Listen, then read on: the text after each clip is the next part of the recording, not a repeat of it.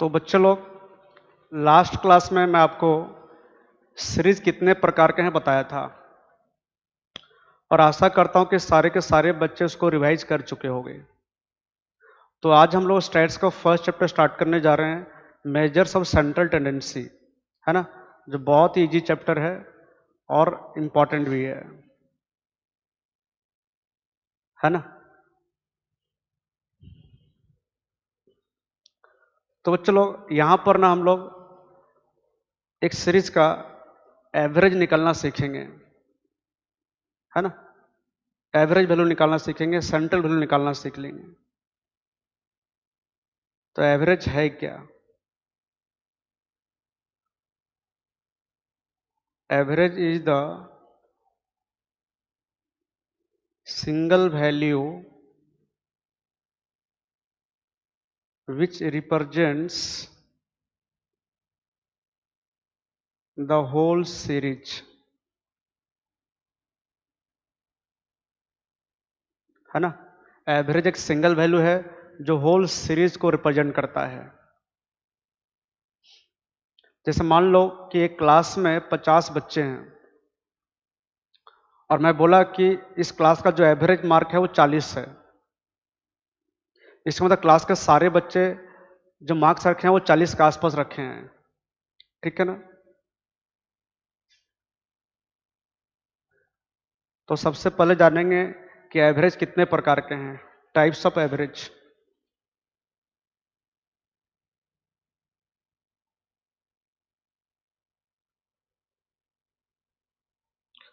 बच्चे लोग, ये आपका दो प्रकार का है। सबसे पहला मैथमेटिकल एवरेज, है ना, और दूसरा पोजिशनल एवरेज या एवरेज ऑफ पोजीशन भी बोल सकते हो।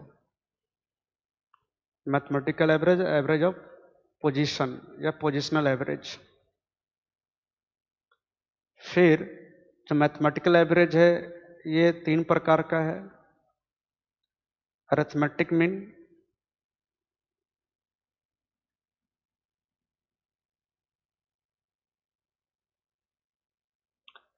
ज्योमेट्रिक मीन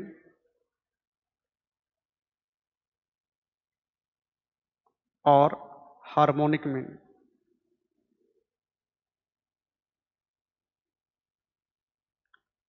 ठीक है, एएम, जीएम और एचएम।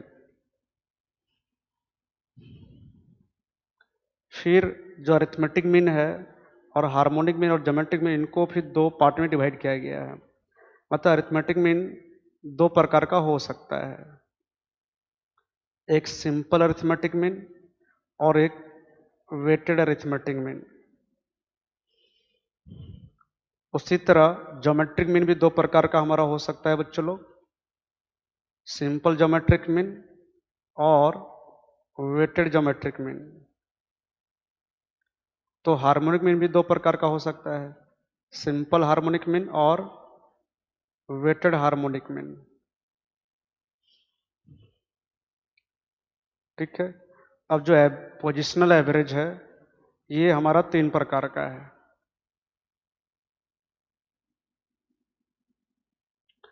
पहला है क्या? मीडियन। ठीक है। फिर है पार्टीशन वैल्यूज,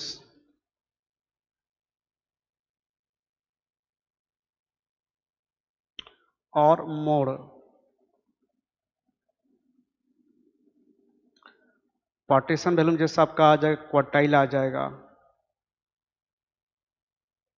डिसाइल आ जाएगा, परसेंटाइल आ जाएगा, एटसेट्रा, है ना। और भी है, बट हमको इतना ही पढ़ना है इसलिए मैं आपको इतना ही लिखाया हूं। ठीक है। तो ऐसे तो एवरेज 3 प्रकार का है, बट मैं यहाँ 2 प्रकार का लिखा हूं क्योंकि मेरे को जितना पढ़ाना है मैं उतने लिख रहा हूं आपका। ठीक है। मैथमेटिकल एवरेज, पोजिशनल एवरेज, एक मिसलेनियस एवरेज भी है। ठीक है।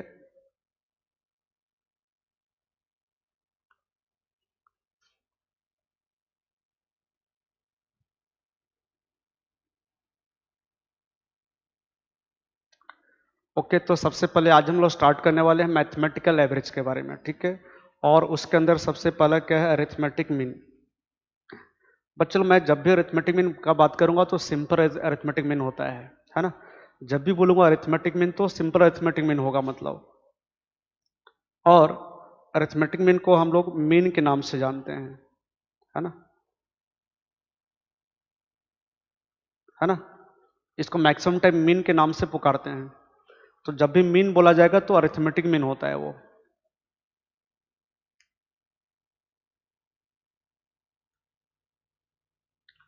तो ठीक है, हम लोग अरिथमेटिक मीन से स्टार्ट करते हैं बच्चों लोग।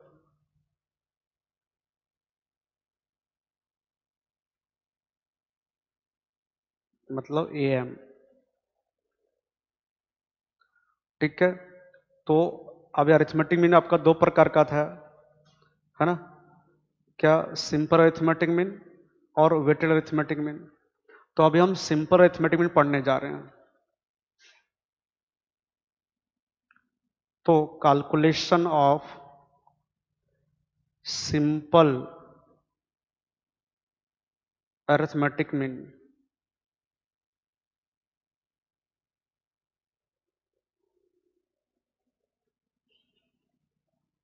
और सारे बच्चों को पहले से आता है, खाली आपको रिवाइज करना है एक तरह से। सब कोई स्कूल में पढ़ चुके हो, है ना। सारे के सारे बच्चे स्कूल में पढ़े हो। अगर कोई लोग नहीं पढ़े हो तो आप अच्छे से ध्यान देना यहाँ पर। अच्छा, मतलब बाकी लोग को भी अच्छे से ध्यान देना है, जो पढ़े वो भी। तो चलो, मैं आपको बहुत प्रकार का सीरीज पढ़ाया था। इंडिविजुअल सीरीज, फिर डिस्क्रीट सीरीज, फिर आपका कंटिन्यूस सीरीज मतलब एक्सक्लूसिव कंटिन्यूस सीरीज, फिर inclusive continuous series, cumulative series, है ना, फिर ओपन एंड सीरीज, फिर अनइक्वल क्लास इंटरवल, फिर मिड मिड वैल्यू सीरीज। तो बहुत सा सीरीज आपको बताया हूँ। तो हर सीरीज में कैसे हम अरिथमेटिक मीन निकालते हैं वो सीखेंगे। तो सर इतने सारे सीरीज में, हाँ इतने सारे सीरीज में सीखेंगे, ठीक है। बट आप लोग को अच्छा लगेगा क्योंकि आप लोग पहले से पढ़े हुए हो। ओके, तो सबसे पहले स्टार्ट किया जाए इंडिविजुअल सीरीज से, है ना। तो mean in case of individual series, है ना। Mean in case of individual series, ठीक है। मैं आपको बताया था कि इंडिविजुअल सीरीज में क्या होता है, आपका फ्रीक्वेंसी नहीं रहता है ना। खाली वेरिएबल दिया रहता है आपको।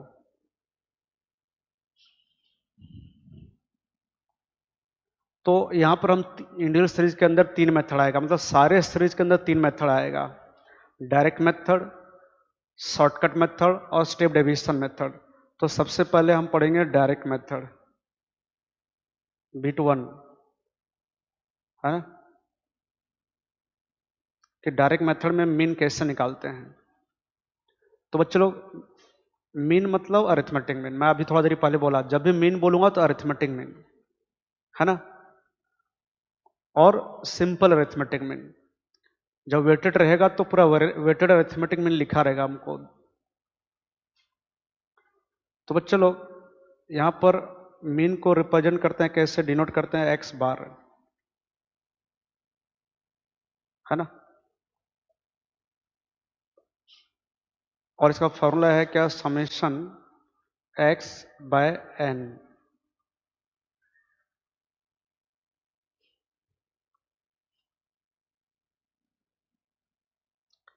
तो ये तो आपका हो गया अरिथमेटिक मीन, है ना। फिर एक्स क्या है आपका, ये आपका वेरिएबल्स का वैल्यू है, आपका वैल्यू ऑफ वेरिएबल्स, है ना। तो ये क्या हो गया, sum of sum of values of variable. और एन मतलब नंबर ऑफ आइटम, है ना,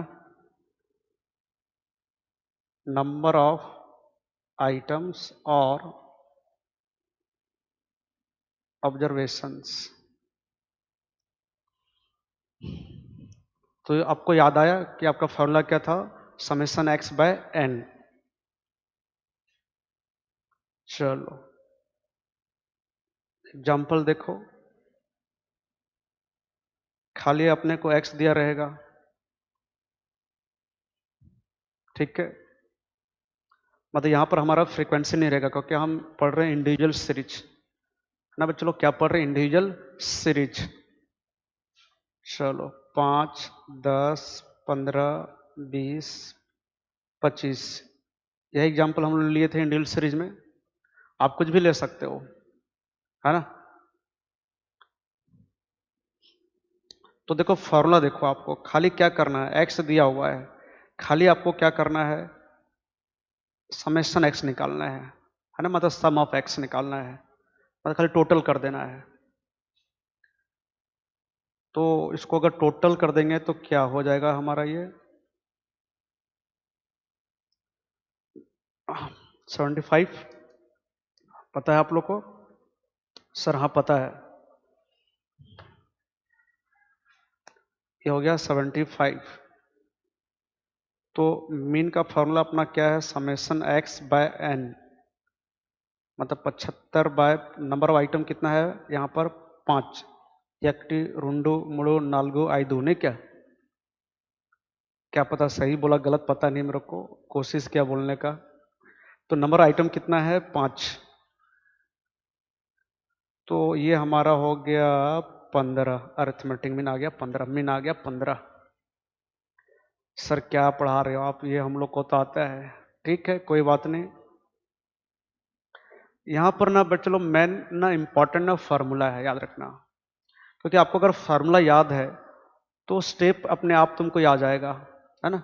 अगर आप फार्मूला लर्न कर लिए हो तो आपको स्टेप अपने आप याद आ जाएगा कि कैसे कैसे करना है आगे। तो ये हमारा खत्म हुआ कौन सा, डायरेक्ट मेथड। अब हम करेंगे शॉर्टकट मेथड से सॉल्व,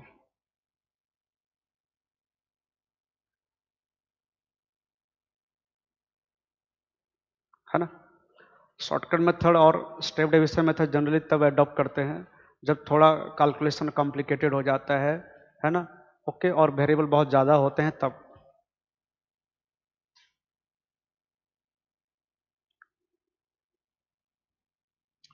चलो पहले शॉर्टकट मेथड में क्या कि आपका फार्मूला क्या होगा, सर हम लोग को याद है, ठीक है अच्छी बात है।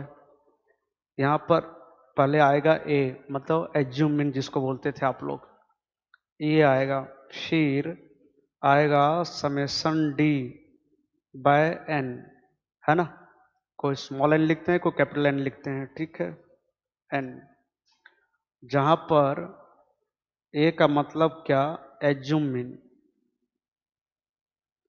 इसका मतलब इस मेथड को हम एज्यूम मीन मेथड भी बोल सकते हैं,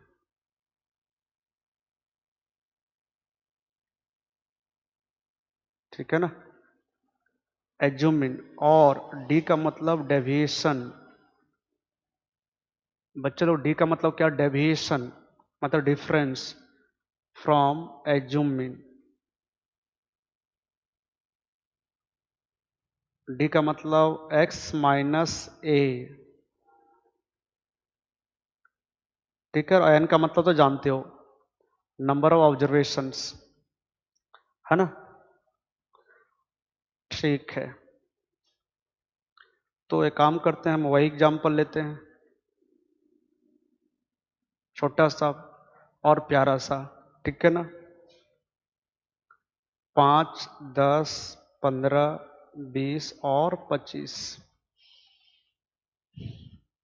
अब बच्चे लोग यहाँ फॉर्मूला देखो, अपने को बोलता है कि एक एज्यूम मीन है ना, और डी कैसे निकलेगा आपका, देखो x माइनस ए, तो x तो क्वेश्चन में दिया है, गिवन है, ए मतलब एज्यूम मीन, ये अपने को लेना है। मतलब हम क्या करेंगे बच्चे लोग, किसी को मीन एज्यूम कर लेंगे पहले से, है ना, किसी को मीन एज्यूम कर लेंगे,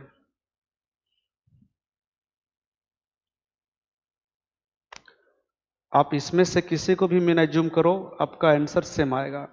कोई 5 को भी एज्यूम कर सकता है, कोई 10 को भी, कोई 15 को, 20, किसी को भी एज्यूम करो, लास्ट में सबका आंसर सेम आएगा। चलो मैं यहां पर ना 10 को ना मीन एज्यूम करने जा रहा हूं, मतलब हमारा जो एज्यूम मीन हो गया वो हो गया 10। चलो एज्यूम मीन तो मिल गया सर, मिल गया, एज्यूम मीन मिल गया। अब हमको चाहिए डी, तो डी कैसे निकलेगा आपको बताया हूं, देखो डी कैसे निकलेगा बच्चों लोग, एक्स माइनस ए, है ना। तो एक्स अपने को गिवन है, ये हम ले लिए हैं 10, तो खाली माइनस हम लोग को करने आना चाहिए, और मैं आशा करता हूं कि हमारे सारे बच्चे को माइनस करने आता होगा। तो यहां पर डी निकल जाएगा हमारा एक्स माइनस ए। तो एक्स हमारा पहला एक्स कितना है 5, 5 माइनस 10 माइनस 5, फिर 10 माइनस 10 0, 15 माइनस 10, मतलब इन सब से हमको 10 को माइनस कर देना है। एक्स से एज्यूमिन को माइनस करना है बोला है ना, एक्स से किसको माइनस करना है, एज्यूमिन को, मतलब 5, 10, 15, 20, 25 से किसको माइनस करना है, 10 को। तो 10 माइनस 10 0, 15 माइनस 10 5, 20 माइनस 10 10, और 25 माइनस 10 कितना 15, हो गया। तो बच्चों अब हमको क्या करना है, खाली टोटल कर देना है, समेशन डी लेना है, खाली डी तो नहीं लेना है ना, टोटल ऑफ डी लेना है। तो यहां पर हम समेशन डी कर देंगे, कितना आएगा देखो, ये तुम्हारा आ जा रहा है 25, हो गया खत्म। अब हम लोग फार्मूला अप्लाई कर देंगे मीन का, A plus summation D by N, A कितना लिए हैं 10, समेशन डी कितना आया 25, और नंबर ऑफ आइटम कितना है हमारा 5, है ना, नंबर ऑफ ऑब्जर्वेशन है 5। तो बच्चे लोग ये हो गया 5 5 25, 10 प्लस 5 15,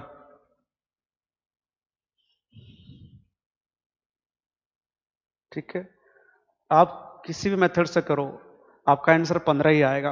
आपका डायरेक्ट मेथड में आंसर कितना आया था 15, तो शॉर्टकट मेथड में भी 15 आएगा, और स्टेप डेविएशन में भी 15 आएगा। तो चलते हैं अब थर्ड मेथड में, स्टेप डेविएशन मेथड।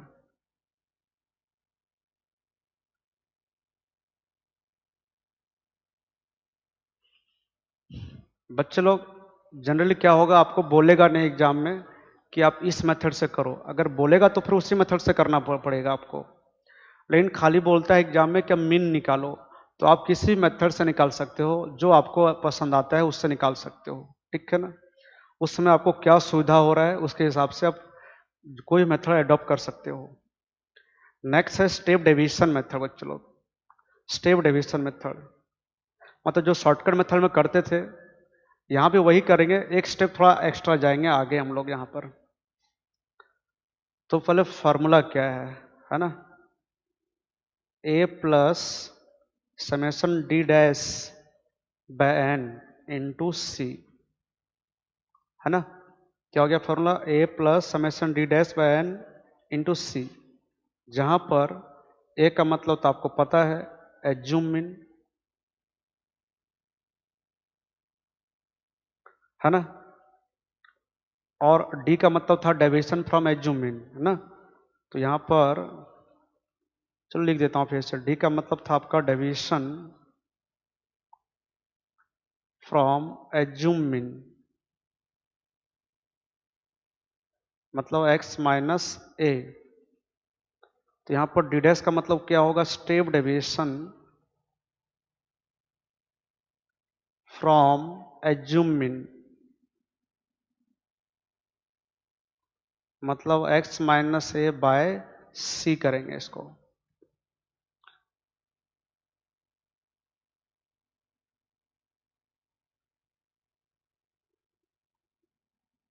अच्छा डी का मतलब क्या था, एक्स माइनस ए, मतलब यहां पर हम क्या करेंगे डी बाय सी, डी डैश का मतलब डी बाय सी। चलो एग्जाम्पल से समझते हैं। तो सेम एग्जाम्पल लेंगे 5, 10, 15, 20, 25। बस चलो ये जो मैं एग्जाम्पल लिया 5, 10, 15, 20, 25, इसका एक और तरीका है, मैं लास्ट में बताऊंगा जब प्रॉपर्टी पढ़ाऊंगा ना। तो जो मैं एग्जाम्पल लिया हूँ बहुत इजी लिया हूँ, तो ये अरिथमेटिक प्रोग्रेशन में आता है, एपी में आता है, तो इसका हम एक और तरीके से निकाल सकते हैं आंसर, बहुत शॉर्टकट एक लाइन में, है ना। मैं जब प्रॉपर्टी पढ़ाऊंगा तो आपको बताऊंगा, एक लाइन में इसका आंसर निकल जाएगा, लेकिन मेरे को आपको सिखाना है कि इंडिविजुअल सीरीज में मीन कैसे निकालते हैं, बोल के आपको मैं सिखा रहा हूँ। बट मैं जो यहाँ पर एग्जाम्पल लिया हूँ उसको हम एक शॉर्टकट तरीके से भी निकाल सकते हैं, एक फॉर्मूला इसके लिए है ना। क्या फॉर्मूला है? First term plus last term by 2। तो देखो फर्स्ट टर्म 5 है और लास्ट टर्म 25 है, 30 आया बाई 2, आंसर आ गया 15। तो ये मैं आपको जब प्रॉपर्टी पढ़ाऊंगा अरिथमेटिक मीन का तो वहां डिटेल बताऊंगा, ठीक है। तो चलो सबसे पहले एज्यूम मीन लेंगे, आप किसी को भी मीन यहां पर एज्यूम कर सकते हो। चलो यहां 15 को कर लिए,